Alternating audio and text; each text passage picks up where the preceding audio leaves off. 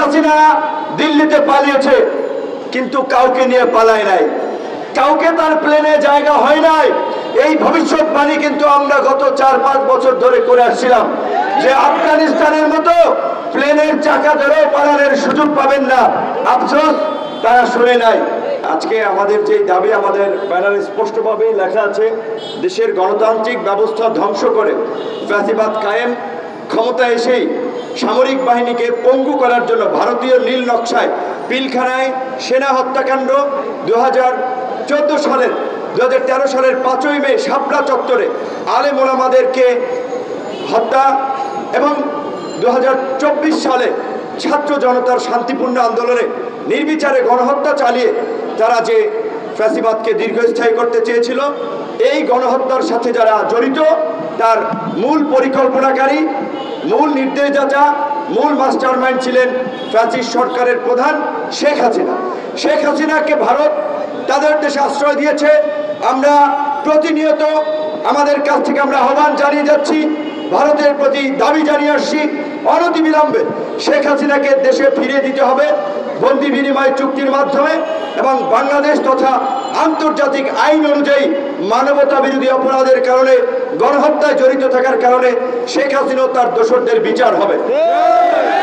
সেই বিচারের দাবি এবং এই যে ফ্যাসিস্ট আওয়ামী লীগ, এই যে গণহত্যাকারী দল, এই যে হিটলার মুসলিনের মতো দল, এই ফ্যাসিস্ট দল যেন বাংলাদেশে আর যেন রাজনীতি করতে না পারে, আর যেন মানুষের উপরে গণহত্যা চালাতে না পারে, আর যেন লুটপাট করতে না পারে, আর যেন বাংলাদেশকে গুম খুনের নরকে পরিণত করতে না পারে, তাই আওয়ামী লীগকে নিষিদ্ধের দাবি এবং শেখ হাসিনার বিচারের দাবিতে আজকের এই গণ অবস্থান।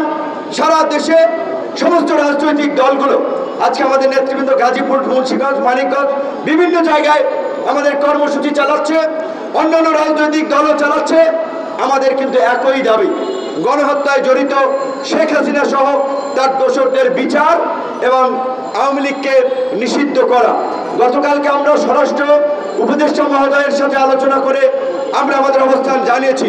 পরিষ্কারভাবেই আপনারা দেখেছেন, গত 15 বছরে ওই কোটা সংস্কার আন্দোলন, 2018 সালের নিরাপদ সড়ক আন্দোলন থেকে শুরু করে প্রতিটি আন্দোলনে ছাত্রলীগ, যুবলীগের হেলমেট বাহিনীর তাণ্ডব এবং সাম্প্রতিক আন্দোলনে যারা অস্ত্র উঁচিয়ে গুলি চালিয়েছে, যারা মারধর করেছে, হামলা করেছে, তাদের ভিডিও আছে, ছবি আছে।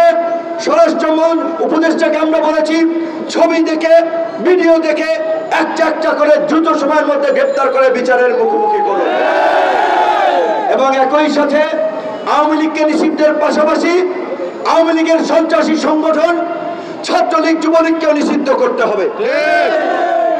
রাজনৈতিকভাবে আওয়ামী লীগকে নিষিদ্ধ করতে হলে নির্বাহী আদেশ কিংবা জনগণ করতে পারে।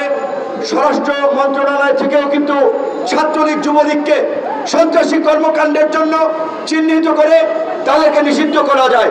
একই সাথে আমাদের ডায়াসপোরা কমিউনিটি, যারা আন্তর্জাতিকভাবে মানবাধিকার গণতন্ত্রের পক্ষে, বাংলাদেশের জনগণের পক্ষে দীর্ঘ 15 বছর লড়াই করেছেন, তাদেরকেও বলবো, ইউরোপীয় ইউনিয়ন থেকে শুরু করে জাতিসংঘ, USA, UK সমস্ত সভ্য রাষ্ট্রগুলোর কাছে ছাত্রলীগ, যুবলীগের অপকর্মের বিভিন্ন ধরনের নিউজ এবং ভিডিও ডকুমেন্ট আকারে তাদের পররাষ্ট্র দপ্তরে জমা দিন। ছাত্রলীগ, যুবলীগের কোন সন্ত্রাসীকে যেন কোন রাষ্ট্র যেন ভিসা না দেয়। শেখ হাসিনা দিল্লিতে পালিয়েছে, কিন্তু কাউকে নিয়ে পালায় নাই, কাউকে তার প্লেনে জায়গা হয় নাই। এই ভবিষ্যৎবাণী কিন্তু আমরা গত 4-5 বছর ধরে করে আসছিলাম যে আফগানিস্তানের মতো প্লেনের চাকা ধরেও পালানোর সুযোগ পাবেন না। আফসোস তারা শুনে নাই। কি হবে টাকা দিয়ে? আজকে সালমানের প্রমাণের মতো এত হাজার হাজার কোটি টাকার মালিক, কয়েক লক্ষ কোটি টাকা শেয়ার বাজার থেকে ব্যাংক থেকে লোপাট করেছে। শেষ পর্যন্ত সেই সালমানের রহমান দাড়ি কামিয়ে, চুলে রং দিয়ে, লুঙ্গি পরে সদরঘাটের লেবার সেজেও কিন্তু রক্ষা পান নাই। সন্ত্রাসীরা হাসিনা সন্ত্রাসীরা হুঁশিয়ার সাবধান, আওয়ামী লীগের সন্ত্রাসীরা হুঁশিয়ার সাবধান, এই বিপিনুর ভয় নাই, রাজপথ ছাড়ি নাই, এই রাজপথে ছাড়ি নাই। বিপিনুর ভয় তার মানে প্রমাণ পায় নাই, দুর্দান্ত প্রতাপশালী আইনমন্ত্রী পায় নাই, ডিজিটাল ক্র্যাকডাউন চালানো জুনায়েদ আহমেদ পলকরা পায় নাই, কেউ রেহাই পাবে না। যে যেই গর্তে লুকিয়ে থাকেন সবাইকে গর্ত থেকে বের করা হবে। স্বরাষ্ট্র উপদেষ্টার সাথে আমরা পরিষ্কারভাবে বলেছি, কাওয়া কাদের থেকে শুরু করে আওয়ামী লীগের এমপি মন্ত্রী, বিভিন্ন জেলা উপজেলার সভাপতি সেক্রেটারি সহ দায়িত্বশীল নেতৃবৃন্দ যারা এই সন্ত্রাসী কর্মকাণ্ড করেছে, ভোট ডাকাতি থেকে শুরু করে অর্থ পাচার, লুটপাট এবং জনগণের উপরে নির্যাতন নিপীড়ন করেছে, তালিকা করে তাদেরকে গ্রেপ্তার করতে হবে। গণতন্ত্রে ভিন্ন মত থাকবে, বহুমত থাকবে, এটাই স্বাভাবিক। কিন্তু আওয়ামী লীগ নিষিদ্ধ হওয়া মানেই ভিন্ন মত নিষিদ্ধ হওয়া নয়। এই গত নির্বাচনেও ৬২টি রাজনৈতিক দল নির্বাচন প্রত্যাখ্যান করেছে। আওয়ামী লীগের সাজানো পাঠানো নির্বাচনে যায় নাই, শুধুমাত্র আওয়ামী লীগের দোসররাই এই নির্বাচনে গিয়েছে।